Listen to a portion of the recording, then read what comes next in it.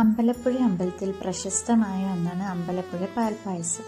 പണ്ട് ചെമ്പകശ്ശേരി രാജാവ് ഒരു തമിഴ് ബ്രാഹ്മണനിൽ നിന്ന് കുറച്ച് ധനം കടം വാങ്ങുകയുണ്ടായി. പറഞ്ഞ സമയത്തിനുള്ളിൽ അത് തിരിച്ചു കൊടുക്കാൻ സാധിച്ചില്ല. അപ്പോൾ ആ ബ്രാഹ്മണൻ ക്ഷേത്രത്തിൽ വന്ന് ശപഥം ചെയ്ത് പറഞ്ഞു, ധനം തിരികെ കൊടുക്കാതെ ഉച്ചപൂജ നടത്തരുതെന്ന്. ഇത് രാജാവ് മന്ത്രിനെ അറിയിക്കുകയും മന്ത്രിയുടെ നിർദ്ദേശപ്രകാരം സകല കരക്കാരും നെല്ല് മുഴുവൻ ക്ഷേത്രത്തിലേക്ക് കൊണ്ടുവന്നു. എന്നിട്ട് പറഞ്ഞു, ഉച്ചപൂജയ്ക്ക് മുമ്പായി നെല്ല് മുഴുവൻ അവിടുന്ന് മാറ്റണമെന്ന്. പക്ഷെ വഞ്ചിക്കാരും ബ്രാഹ്മണനെ സഹായിച്ചില്ല. ആ നെല്ലൊന്നും ബ്രാഹ്മണന് അവിടെ നിന്ന് കൊണ്ടുപോകാൻ സാധിച്ചില്ല. അപ്പോൾ ആ ബ്രാഹ്മണൻ ആ നെല്ല് മുഴുവൻ ക്ഷേത്രത്തിലേക്ക് സമർപ്പിച്ചിട്ട് പറഞ്ഞു, നിത്യവും ഭഗവാന് ഉച്ചപൂജയ്ക്ക് പാൽപ്പായസം നൽകാൻ. അങ്ങനെയാണത്രേ അമ്പലപ്പുഴ പാൽപ്പായസം വന്നത്. ദിവസവും 100 കണക്കിന് ഭക്തരാണ് ഭഗവാന്റെ കളഭാഭിഷേകം കണ്ടു തൊഴാനായിട്ട് വരുന്നത്. പണ്ട് ചെമ്പകശ്ശേരി രാജാവ് രാജ്യത്ത് അനിഷ്ടങ്ങൾ വന്നപ്പോൾ അതിൻ്റെ പരിഹാരമായി നടത്തിയതാണ് ഈ 12 കളഭ മഹോത്സവം.